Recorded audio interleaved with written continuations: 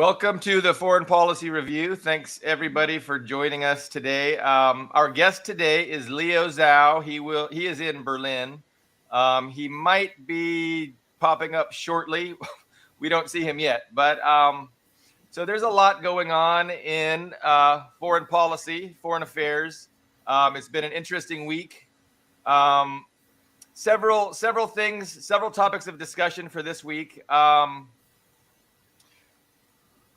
Here's Hi. Here's Leo now. Look at that timing. Welcome.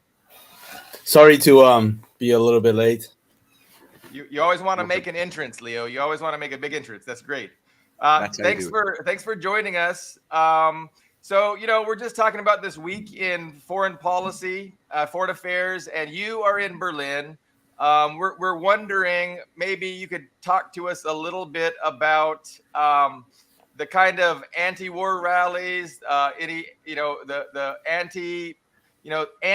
anti-Russian policies of Germany and the European Union. Because in the U.S. it's still pretty negligible. We're not seeing big crowds in the U.S. But my understanding is things are going a little bit better in Germany. Well, people are starting to I think wake up a little bit and starting to realize that something is awfully awry.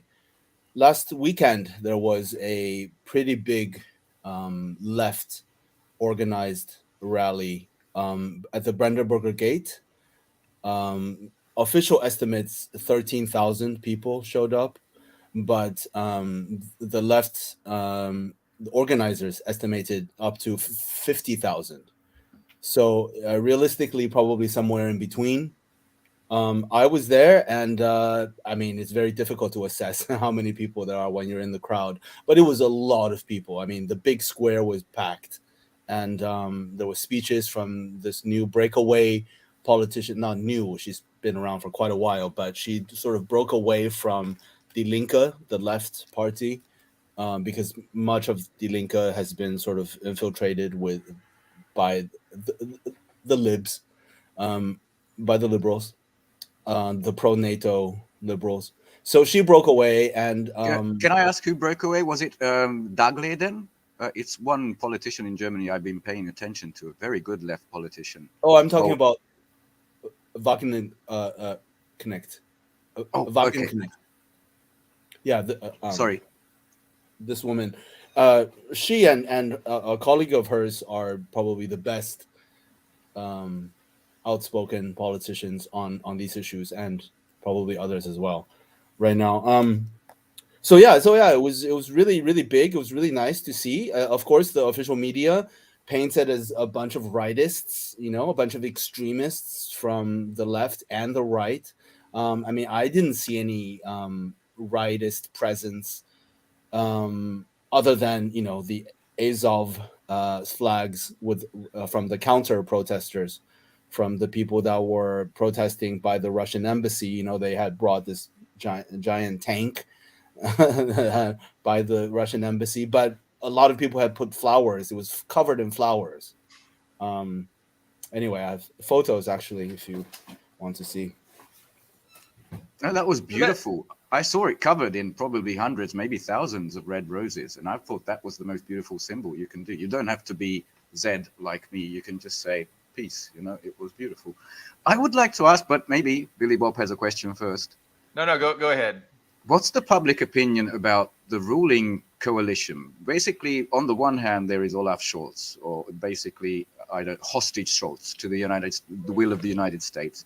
But on the other hand, there's these green people. The Green Party was supposed to be left and peaceful and environmental, and it's turned into an insane war party with Annalena Baerbock, Robert Habeck. What's the popular opinion in the German sphere around the people you meet about these people? Because we are looking on in astonishment. I just saw a graffiti on the street on Danziger Straße last week. It said "from green to brown." I've heard this. Pretty awesome. But that's only one piece of graffiti among hundreds that I've seen that say "F Putin" and things like that. Yeah. The Green Party is really, really a tragic story because they have their roots in actually kind of the authentic left of Germany, the Marxist-Leninist left. They have their roots in the collapse of the real left in the 70s. A lot of people went into the Greens, went into this environmental movement. And in the 1980s, there was a Green leader that actually traveled to North Korea, and she had her daughter there. She gave birth to her daughter in North Korea, and she wrote a book praising how amazing the system is in North Korea, how these people have been able to organize themselves so well and provide healthcare and full employment to their citizens, despite the crippling sanctions and having been completely devastated by the U.S. gratuitous and extreme violence in the 1950s. But anyway, so those are the roots of the Greens, real authentic leftists and Marxist-Leninists. And then they and turned traitor. Sorry. I want to point out that we should point to your blog too, Leo, because you have some very good information on your blog about North Korea and what. Where can people? Medium. Sure. Yeah, I just published there randomly because, as soon as my politics became more authentic left, I would say. The usual people that used to publish me no longer were interested in my articles. So we can link to that later, right? We can link to that. Stream.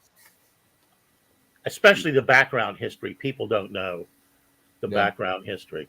Yeah, the imperialist crimes of the West are hidden from the world. And Germany today, people are beginning to wake up.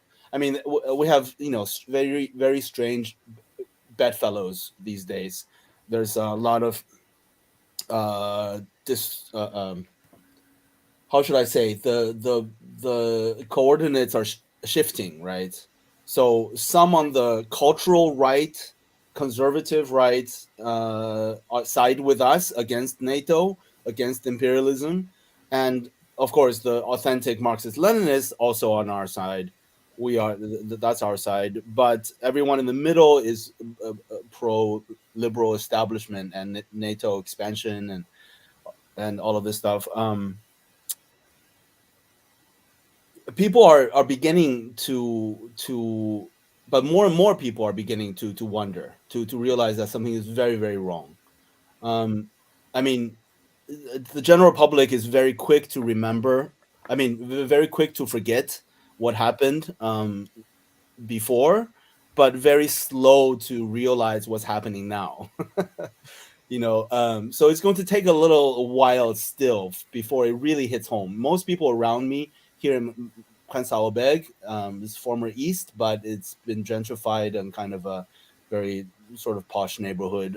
People absolutely pretend like everything is fine and everything is going to be fine. And everything is going to be like this forever. Like Europe is going to be rich forever, and Africa is going to be poor forever. Like nothing is going to change.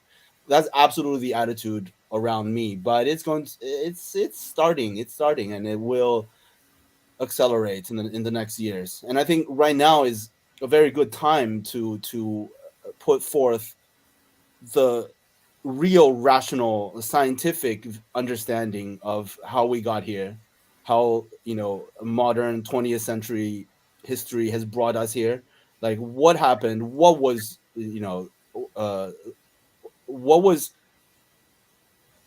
the continuity between colonialism, the US empire, World War II, the rise of fascism in Europe and in Asia, and today. What is this continuous, there's no break, there's no rupture. It's a continuous line of geopolitical movement against socialism, against all the enemies of empire that still continues today. So I'm rambling a bit. Sorry. No, I completely agree. But So just right now, I think it's very important what you guys are doing. We need to put forth the proper understanding, the rational understanding. Well, I have a little consternation about this, and maybe all of you can just talk about it. Is that the great exploitations that the U.S. is benefiting from basically, looting Europe of plan to loot Europe of industry. Of course, the Nord Stream pipeline blow up is the big thing, but we talk about the Green Party in Germany, and we talk about this Inflation Reduction Act here in the United States, which is essentially a green bill that's going to throw a lot of money out there through the banking system at low interest loans. And I was wondering, and this is maybe way off base, but is there any connection between the Green Party operating in Germany and the fact that now Biden is doing this kind of faux green maneuver here in the United States by throwing a lot of money into green energy? Oh, and how it's linked to the fact, I guess it's the fact, is because Billy Bob and Ben have schooled me on this, that how German industry and European industry is now moving away and reestablishing itself in the U.S. Can we talk? Is there any connection at all between? I mean, are they just taking envelopes full of money there at the Green Party? I mean, it happens here every day, so well, we're used to it. Economics is not my area of expertise, but the theory that the overall general theory that capitalist development has become immobile or become into a rut. The profit rate has been falling for decades, and manufacturing in the imperial core has been declining for decades, and that the green push for green technology is an attempt to revitalize the system, to provide some new jobs by another industrial revolution or development, another wave of development to keep the capitalist system afloat. So, and this theory sounds generally plausible to me. That I can ask simpler questions if it's not the economics. One of the simpler questions would be, did you get an energy bill recently, and what does it look like compared to like a year ago? And the second is, because of the Nord Streams and Seymour Hersh's work, what's the current opinion about Norway in Germany?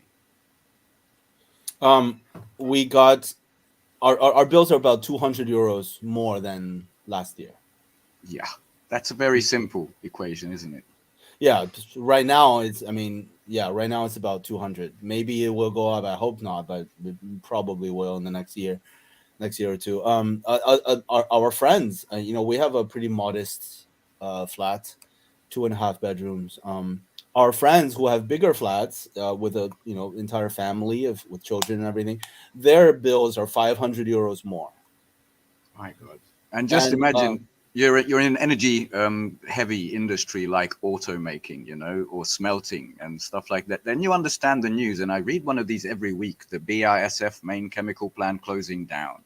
Half of it moving to China, the other to the US. BMW and Mercedes-Benz, the classic, opponents, both of them basically shutting down parts of plants. I just read a 200-year-old porcelain plant, I think. Then an aluminum smelter. These are not coming back. These are closing down.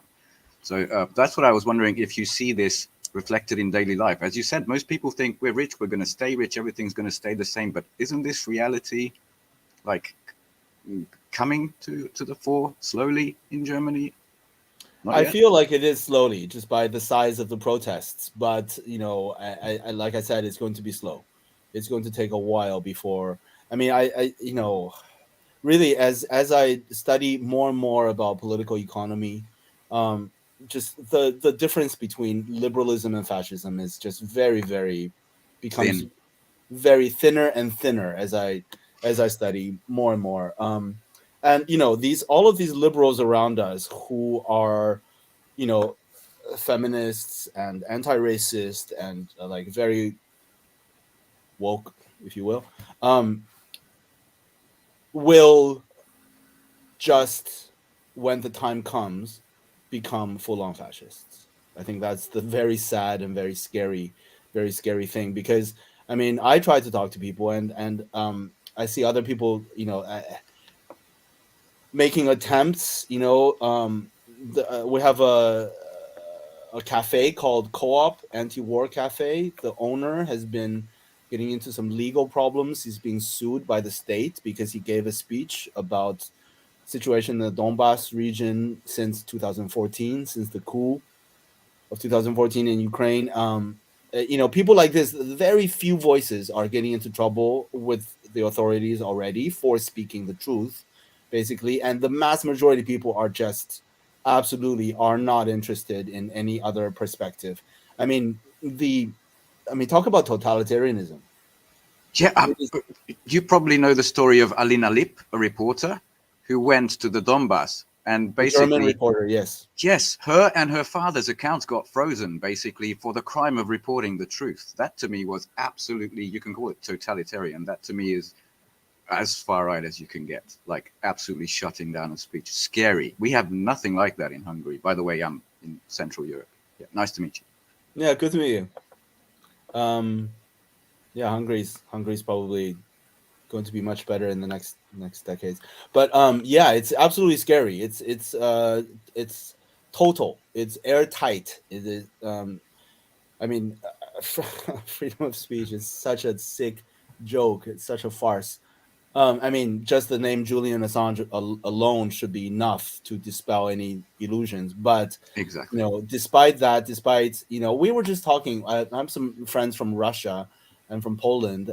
We were just talking, like, in Russia, you can disagree with people. You can say, Ronald Reagan was great. You can say Churchill was a humanitarian. You can say NATO is awesome. NATO is a peacekeeping force. You can say that in Russia, and you're not going to be fired from your job.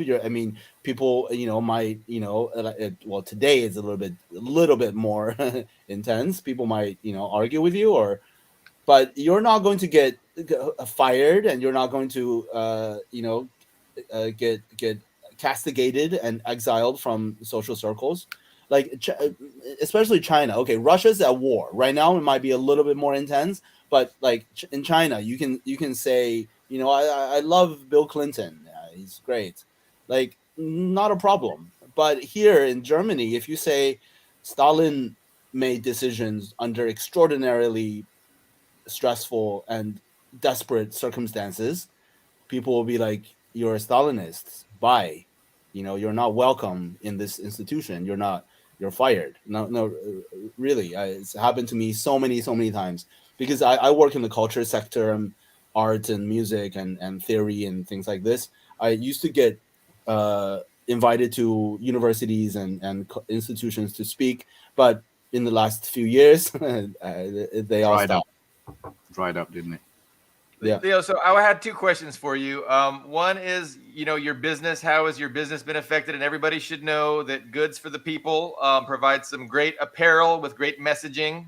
Has that been affected by higher energy prices? And then my other question, before you answer that, I'll forget, is, you spoke of your political trajectory in your own personal life. Could you tell us a little bit more about, where you started out and how you got to where you are now? Just a little bit, maybe. Yeah, my company, Goods for the People, has not been affected because we are right now making the switch to full-on Chinese manufacturing and distribution, and it's going to be great for us and for our audience, for the consumers. It's going to be higher quality garments, better cuts, original cuts, and also shipping is going to be free and much faster than from the US, even internally. No, but about the same. So we're making that switch, and it's going to be really awesome. We're going to start doing really cool stuff. I'm not going to. So you weren't dependent upon European energy prices for your company. Wasn't dependent on stable European energy. That's good. I'm glad to hear that. Yeah. So that's not affected. as far as my personal, as far as my life is concerned, I emigrated to China. I mean, to America, to the U.S., to U.S. America, from China in 1986. I was 12. So my parents were of the generation of intelligentsia who left China in the 80s because they were disaffected, disillusioned, not disillusioned, lost faith, or betrayed, or betrayed their own country. It depends on how you want to put it. I think any number of those descriptions are accurate to some degree. They had some hard times during the Cultural Revolution because they were of the intellectual class, and they just, I think they always had a kind of love affair with the West. Not wanting to see the reality of colonialism and the real reasons of why the West was rich and was free. So they emigrated to the West and brought me with them. And of course, I grew up as a liberal, just like them and just like everyone around me. And it wasn't until the last 10 years after I moved to Berlin that I just really began to reassess my entire life. I mean, and their life, and what happened during the 20th century, the incredible hardships that Chinese people went through, and the Cultural Revolution. Why was it conducted? Why was it implemented? What were the mistakes in the way that it unfolded? And why people were so extremist in ultra leftist in the 70s, late 60s, in the 60s. Like, what were the historical situation and conditions that gave rise to this phenomenon called the Cultural Revolution, and for which the Communist Party of China has apologized repeatedly, completely, calling it a catastrophic event, even though there were definitely some benefits as well, but it was definitely a adventurous kind of overdoing things just a little bit, to understate.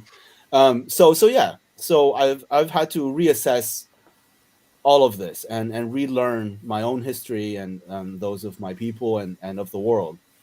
So that's my I was I was almost a libertarian in my early 20s, and then I went into anarchism, and then went into this mythical thing called anarcho-communism. Yes. Like a unicorn, which doesn't really exist, but and then when thankfully found my way to Marxist Leninism, which is the immortal science.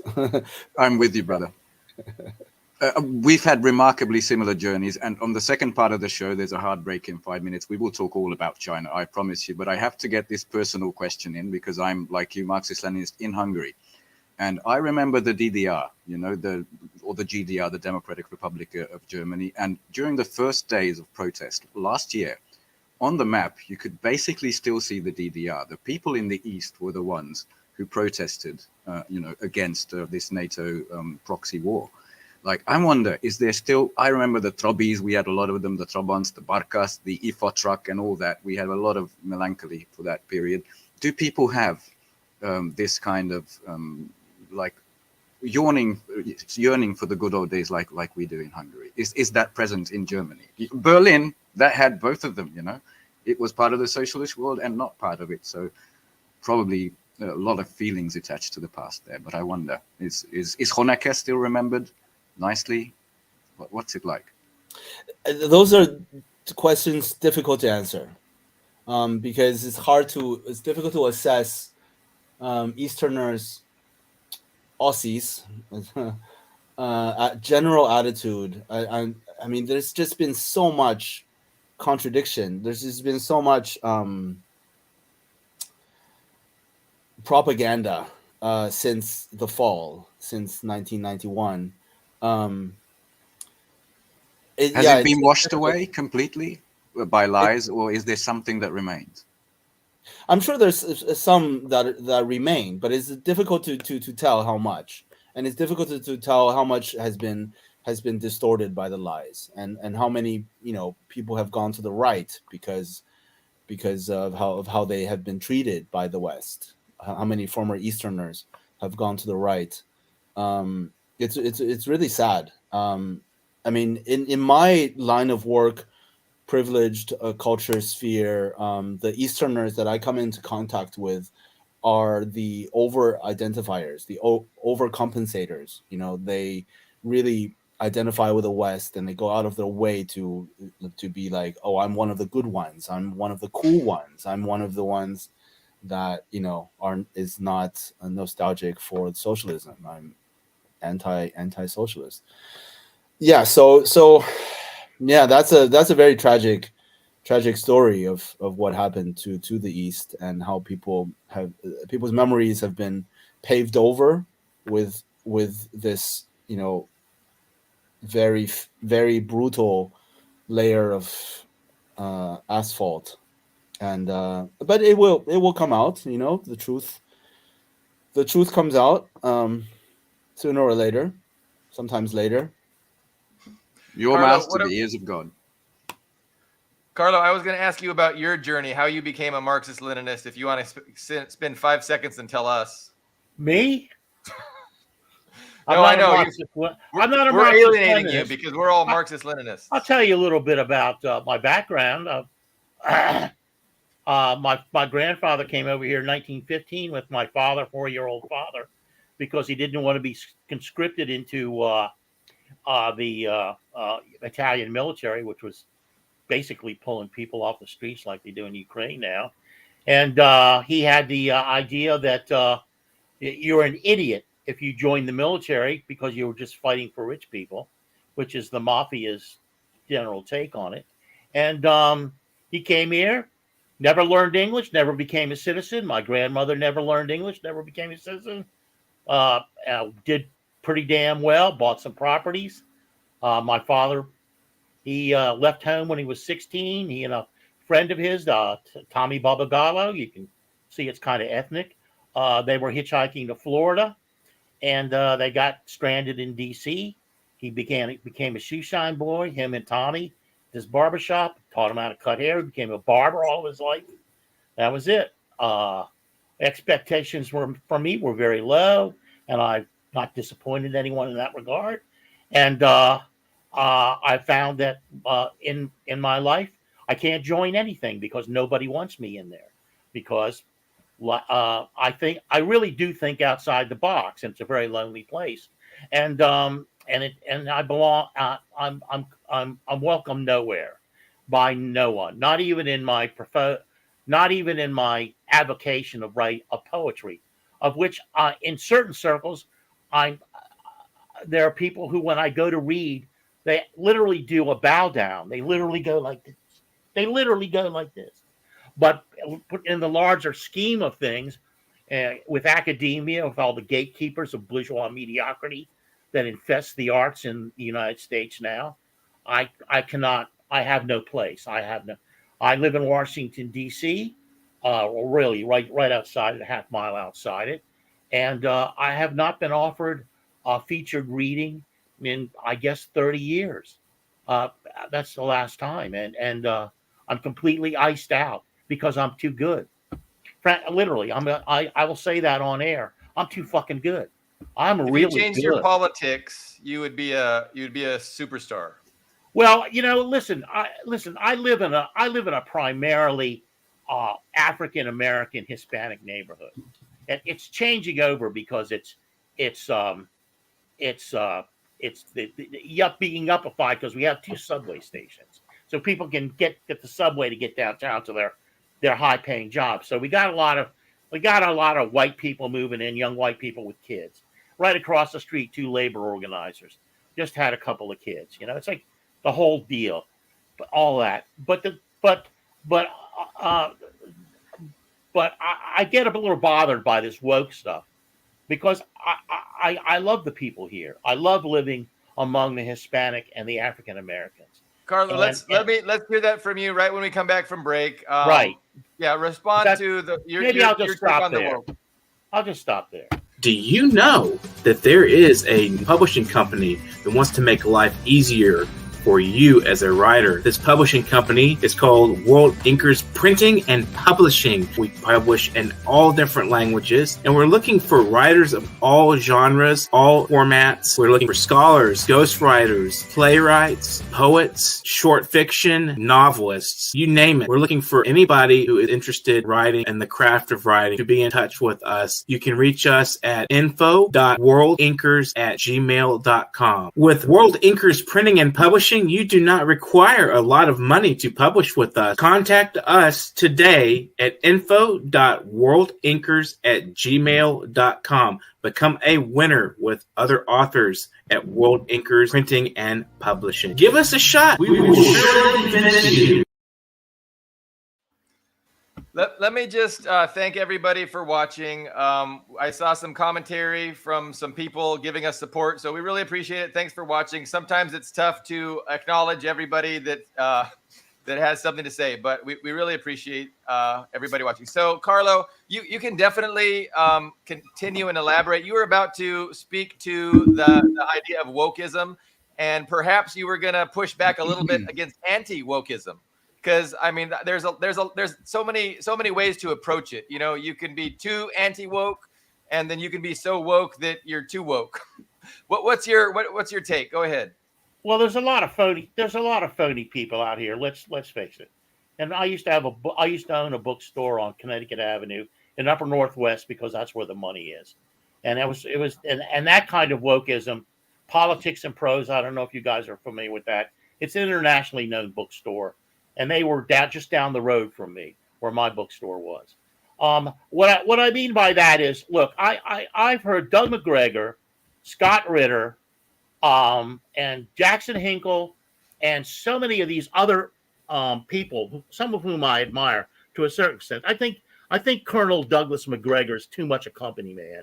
I mean, I used to buy books from Colonel Larry Sanders, and he was so much involved in the military that when I went to buy books, we would argue all afternoon. I say, I got to go home. You know, I got to go back to the store.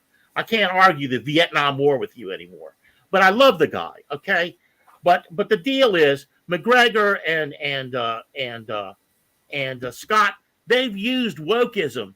They've used this notion that really comes out of Dartmouth. There's a little think tank of graduate students in Dartmouth that came out with politically incorrect or whatever that phrase was. They came out with that and all these other phrases, you know, and so I'm trying to remember the guy there, but that PJ O'Rourke, that asshole. So the deal is that the right wing comes out with these phrases, and then all these people pick it up, and you end up with McGregor talking. People are not joining the military according to McGregor because they have LGBTQ people in there, and they have gay people. And as my wife always says, there's always been fucking gay people in the military. The fucking U.S. Navy has only been gay people for decades.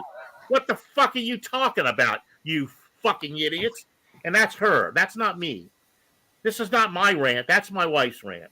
So, and I agree with her 100%. So, and McGregor says that. That's stupid. And Scott Ritter said something to the same tune. You know, people care more about, being woke than something else. It was all bullshit. It's all bullshit. Because to counter that, and to get back to Germany for a second, Annalena Baerbock, she just introduced a new feminist foreign policy, just for the liberal use of labels and all that, because the women's issue is a global issue and all that. So that to me is antithetical to what I learned as the left, you know, the old school communists. We are for women's liberation, but we never got into this sort of extreme. I'm wondering if you want to talk a little bit more about this, because I really want to get to China while we have Leo here. Yeah, but I just want to say one more thing. You have to be able to distinguish between who's fucking with you and who is in real danger, who is really endangered by it. And you have to stop listening to Dartmouth. You know, it's just right-wing hype that they throw out there, and then people like McGregor and Ritter are spouting it. It's just shocking to me how gullible they can be on these regards. Because, and I'm going to say this, because there is more than just an ounce of prejudice in their heart. I'm going to say it. That's flat out what's going on. The totality, they fucking can't handle it, and fuck them for not being able to handle it. Okay, go ahead. I won't talk for the rest of the show. I'm done. Let me try and just, reality is very complicated, and there's definitely, the powerful interests can leverage aspects of reality in order to, benefit their own interests. So I can definitely see how, there's a certain kind of wokeism that is being embraced and leveraged by the ruling class to further their interests and to marginalize, threats to their interests. But it is so complicated, and I appreciate, Carlo, your opinion. I do want to get back on track with foreign policy.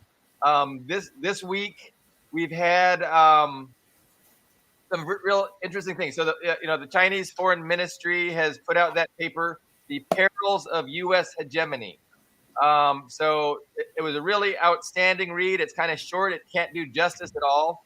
I think Carlo's soliloquy on, Putin ain't so bad, that did a much better job, more concise job of explaining the perils of U.S. hegemony.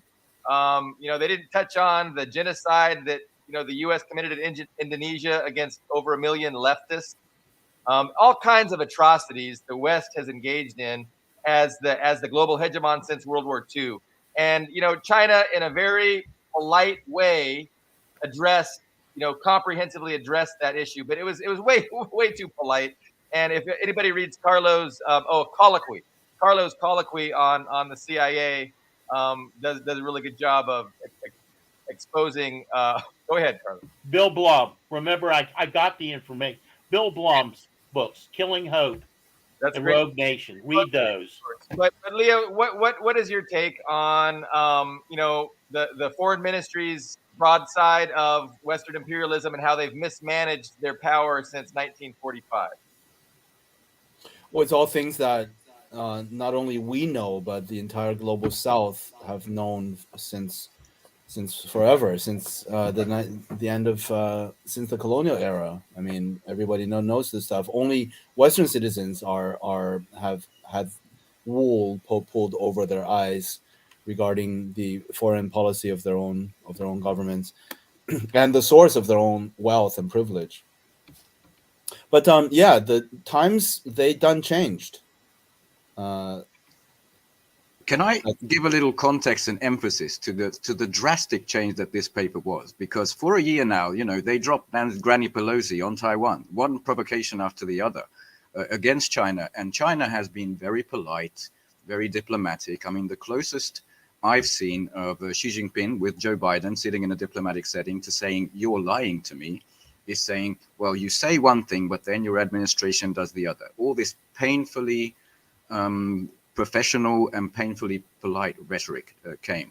And then suddenly, on the day of Putin's historic speech, what we talked about last year, this paper, as well as what the West loves to call a peace plan for Ukraine, it's not. It's a set of principles for a security framework around the world. These came out, and I've never seen anything like it in diplomatic papers in my life. From all the Orange Revolutions, the meddling, the assassinations, everything around the world that everybody knows, black on white, on paper. And then a curious thing happened. As you know, I think Qing Gang was at the G20 meeting with Lavrov and the others, but I'm blanking on the name of the major foreign policy figure in China, who's like Wang Yi, yes, like the caliber of Lavrov. He went to the Munich Security Conference, which is München, as you know. I don't know why people call it Munich, but anyway. And he was just walking the halls and telling everybody you should have your own sovereign defense policy, independent from the United States. And it spooked everyone to no end. The panic in the papers was absolutely wild everywhere. We cannot follow China. China must be punished. Everything came up. Now the greatest empire in the world is not only threatened by balloons, it's threatened by TikTok. Suddenly, we are not going to mention any kind of illness, but the lab leak theory is back from 3 different sources. There was, I think, 4 conditionals in a statement from, I think, NATO's Jens Stoltenberg or an American person that if, like, conditionally, maybe if China were to supply Russia with weapons, maybe possibly, then it would have consequences, including sanctions. And they got so spooked, even though everybody, like 30 countries around me, is supplying Ukraine. So enormous hypocrisy already there. But I just want to say, we'll talk a little bit later, I think, about how Pepe Escobar framed this, but is this like a declaration of, we've had enough, this is it. We know that after Russia, we're next, and we've had enough, we're not going to take. How do you feel? What's the Russian cultural perspective on such, I think, a serious paper? I don't think it's a lightly written piece. Yeah, absolutely. I mean, we can look at it as that, as what you described it, as one way or another. It signals that the colonized sphere has been rising and is now strong enough to say things as they are, not afraid to upset anyone in Washington. I think the material conditions that China has been paving since 1949, but it just takes a long time for China's foreign policy to mature to this level, or not mature, but to express itself to this level. I think global opinions are shifting as well. I think right now is absolutely the opportune time, especially as we go into even more dangerous waters, more oh yes, filled with risks and risk of escalation of really much bigger expanded warfare. I think it's about time, and I think the timing is very good that the People's Republic is stepping up in global affairs and starting to fill a leadership role, which I think is very, very necessary. How much do you think that is what it feels like? Sorry, Billy Bob. I was going to ask Leo how much he thought the West was willing to sacrifice and risk. How far are they willing to go? I'm afraid they're willing to sacrifice a lot of humanity to maintain their hegemony. But what are your thoughts? Well, I mean, the different factions within the political establishment in the U.S., I think the rifts are getting bigger and bigger. The split between the different factions that represent different strata of the bourgeoisie those internal contradictions are accelerating. So we have the war hawks. I'm sure there are what's his name, the guy that looks like a walrus, Bolton, the big mustachio, yeah, John Bolton. Also the other guy, the bespectacled little round glasses, I forget his name. Pompeo. No, the older dude. But anyway, these warmongers, I'm sure they would nuke half the world. They would probably nuke the entire world.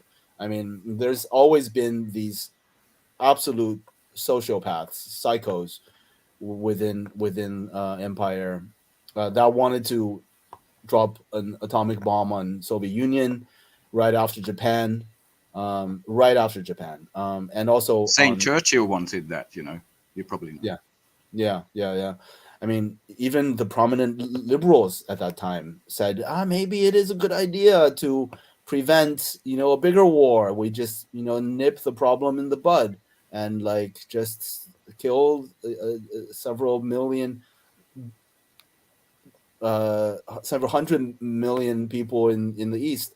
But it's a matter of those internal contradictions and external, because while the different factions in the White House and the Pentagon are becoming increasingly split on how to resolve these problems, the external contradictions are intensifying at the same time.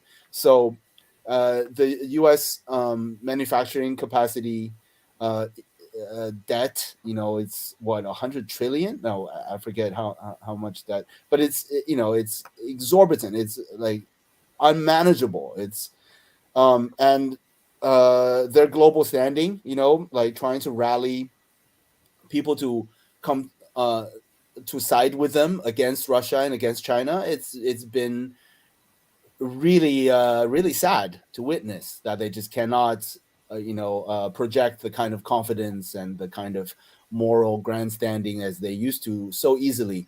We are, of course, the force for freedom and justice. So these days, I think it's just a matter of these different trajectories coming to a head. It's just a matter of which contradictions manifest themselves to an unmanageable level, to a breaking point, and then which factions within the imperialist state gets the upper hand because of that. And so it's very difficult to say. Just a couple of brief things. You're so right. Lindsey Graham just said the U.S. was willing to fight to the last Taiwanese, and we should remember the great warmonger, thermonuclear warmonger of the 50s, Herman Kahn, who wrote On Thermonuclear War, which is where he posits that 10% of the American population would survive and regenerate. And he used to go around the country talking to social groups, Kiwanis and that sort of thing, to try to convince people that thermonuclear war on Russia was the answer. Operation Unthinkable, it was called, I think. Yeah, something like that.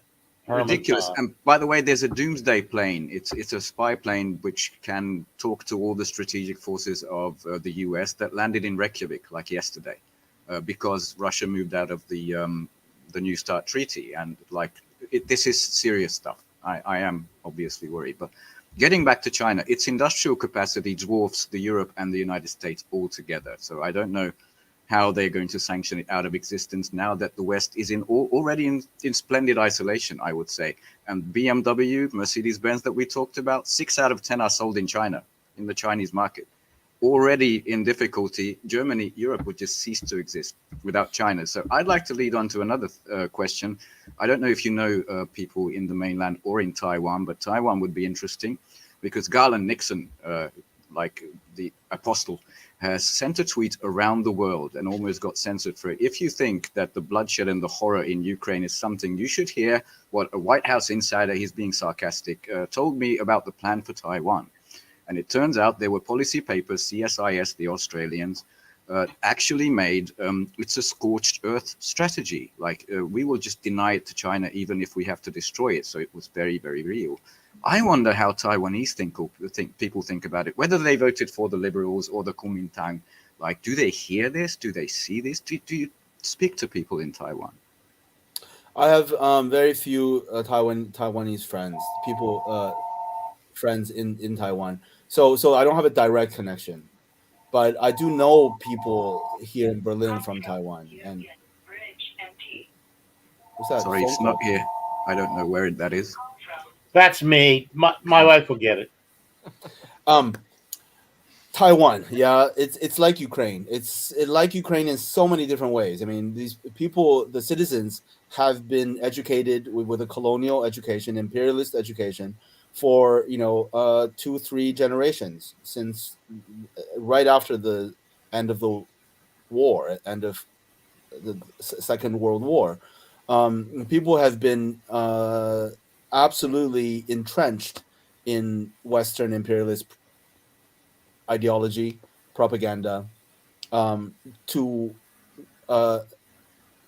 fed and trained and prepared to hate, and to hate the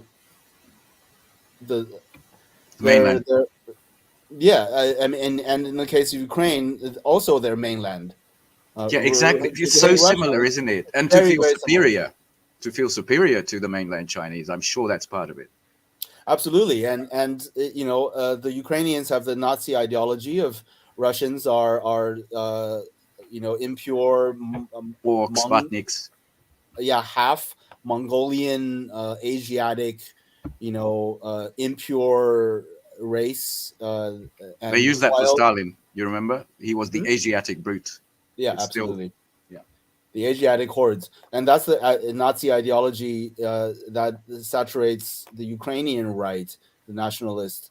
And similarly with Taiwan, you know, people have this absolute, like you say, superior sense of false superiority because, you know, it's so sick because they have been funded, they've been developed with U.S. assistance, to become democratic all of a sudden in the 80s after being ruled by brutal military fascist dictatorship up until the 1980s, until the late 70s or early 80s. And they don't remember any of that history, the younger generation. The older generation do. And the older generation are much more level-headed. But the younger generations, when I meet them, when I you know, talk to them, it's absolutely, they're just like, I'm not Chinese. I'm Taiwanese. I mean, come on, there's more cultural difference between Munich and Berlin than there is between Taiwan and Beijing. It's absolutely ridiculous. I mean, so what do Taiwanese people think about this? I'm sure they're waking up as well, because the results of the last election is very clear for us to see how they voted for the one China policy, basically, which the Kuomintang has always supported, never veered away from, and the pro democracy party is on its way out. So Yes. Taiwan, yeah, I mean, I need to do more research about the Taiwan military, where their ultimate allegiances might lie in the coming years. I need to do more research about that, because I think that is a question that I want to answer. But yeah, scorched earth is probably the only thing that the only option they will probably have, the imperialists will probably have, because the opportunity is slipping out of their hands. I agree with that. I have an obvious question. I just want to mention the Ukrainians think they're genuine Ukrainians are descendants of the Vikings somehow, which is really truly absurd. But we talk about Taiwan, and we can talk about Europe after World War II and Bretton Woods and that sort of thing. And the U.S. and the Marshall Plan, and the U.S. was very willing to help Taiwan and to help Europe develop, and successfully, offers they've never made to Africa or South America, for example. And the answer is so obvious, but I want you guys to yeah, the U.S. develops these places since after the war, to become bulwarks against their socialist enemies. That's the only reason. Exactly. Yeah, up until they get too strong. Japan with the Plaza Accords, then they just got sabotaged. Germany right now with Nord Stream just got sabotaged. So it's a very interesting but recurring theme. This is my final thought on this. To me, like erased histories coming back to haunt us. The same in Poland, the same in Ukraine, the same in Taiwan, and to a great extent in Hungary. So I'm really glad to have had this chat and met you, Leo. It was a pleasure. Yeah, likewise. I love Hungary. I was there. I played at the Sziget Festival. Oh yeah, there's a new one coming up this summer. A couple of years ago. Kendrick Lamar, who is also rumored to be a communist, was headlining. Kendrick Lamar. Okay. Yeah, the rapper. He's also rumored to be a communist. Nice. I This have was not 2 heard that years rumor. ago. That's very interesting. It's very, it's interesting. The West with its propaganda apparatus is, really, furthers its interest by getting populations to sacrifice themselves on behalf of the interests of the empire. So that's really what we're seeing in Europe. This generational brainwashing, and now we see that it's paying off because it's getting them to sacrifice their own economic well-being in furtherance of the interests of a few wealthy elites. And so they're trying to do the same exact thing in Taiwan. And I think the Taiwanese are too smart. Like, they're seeing what's happening in Ukraine. They're seeing what the Europeans are doing to themselves. And I don't think they want to, go down in a blaze of glory to stick it to China for the good of Uncle Sam. I think they have better, they see a better future. And definitely China offers them a tremendous future. If they stick with the U.S., it's not. And I think that's why the KMT did better in the last election, and the independence people are on their way out. But it's a struggle. It's a struggle over minds, over perceptions, over attitudes and opinions. And the West we got to give it to them. Like, they have pioneered this propaganda, and they're quite good at it. To the detriment of humanity. I hate those motherfuckers. But that's a good note maybe to end our show. I don't know. We're a little early. We got about 3 minutes. I can make a comment about that. Please. I have The some more too. Nazis learned from Edward Bernays. The Yeah. Nazis learned from us. So, True. yes, they are experts. Look, I bought Paul Leinebarger, a Cordwainer Smith is his fiction name. I bought his baby grand piano. That's what DC is like. He was a PSYOPs guy along with Edward Lansdale in Vietnam. Everybody said he was the State Department. He was straight up CIA. So when he passed away, I bought some of his books and I bought his baby grand piano. That's the town I live in. The stories I could sometimes before I come on the show, I think about all these people I've associated with. I mentioned Pierre Spray, who worked on the F-35, but became a great critic of the F-16 and the F-35. I once had a great dinner with him because he has a record label called Maple Shade, where he records avant-garde jazz, and we share that love of avant-garde jazz, and so it's this town is weird in that way. I mean, you run into these people all the time, and you begin to understand just how their minds work, and like I wrote in my Twitter page today, it's just shocking that a morbidly obese woman living in McLean, Virginia, could start World War III. I'm talking about Victoria Nuland. She's just this fat middle-aged woman who has no particular intellectual, coinage, who's literally been instrumental in starting World War III, or taking us to the brink of it, at least. So Leo's exactly right. I mean, they're psychopaths. There's a lot of them that are absolutely crazy, and there's other people that push back against them that aren't, but really they tend to lose out in the long run. They don't tend to have a say. That's the direction it's definitely headed. Ben, did you have one final thought? I'm not sure about this.